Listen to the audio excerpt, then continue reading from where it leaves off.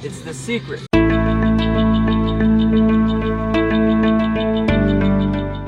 See, because what he's doing, he's got a grant from the Blue Tape Company, 3M. 3M. It's promotional blue tape. I don't buy this. And actually, I do have the 3M logo on my rocket, so. Yeah, look at it. So you put it at the top and the bottom. You don't put it in the middle. Huh? I do put it in the middle. You do put it in the middle. I do put it in the middle.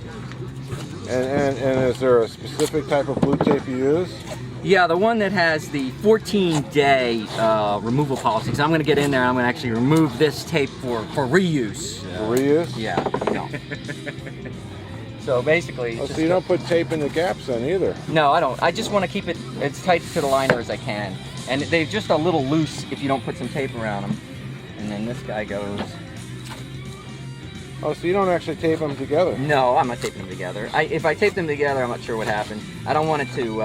I don't want it to inhibit the burn. You know, I don't want it to become progressive. You think that tape is going to inhibit a burn? No, no. But you know how like some people like they cone the ends because they're afraid that the end faces aren't going to burn. No, it's not. The coning is not because they're afraid. It's to help propagate the burn, right. Get the motor to start up quicker. Okay, well that's fine. But in this case, I don't care about any of that. Since the motor will start and it'll be fine, I just want to get them a little more snug.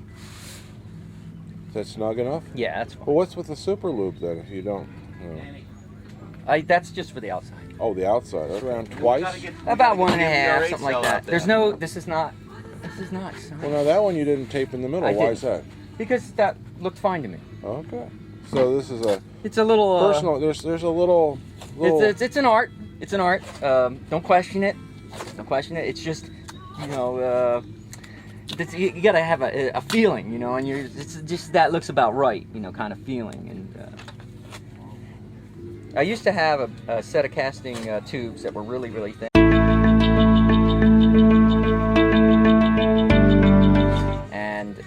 We were kind of worried whether they would even hold up, and the blue tape was good for those too because it just like doubled the thickness of the... Well, now what kind of research did you do on the blue tape, or was it just handy at the time? What happened was I was flying some rockets, same size, same formulas, and a lot of times we would get some pops, you know, during the burn. Yeah. And we were trying to think about what was causing that. And I talked to Dr. John Ritz, which was, of course, the first problem. And I said, well, can I put something around the grains, you know, maybe some blue tape or something like that to make them fit, just in case there's something getting back around the back side that's causing problems, you know, to cause the casting tubes to maybe like sort of disintegrate and want to spit out. And he said, yeah, that's fine. You can try that. And every motor that I've done after that has been much smoother, you know, much less in the way of popping and stuff during the burn. Of course, this one's probably going to sound like fireworks when it goes off. But, well, let's hope not. Yeah, but because otherwise, this tape is all for naught. Right.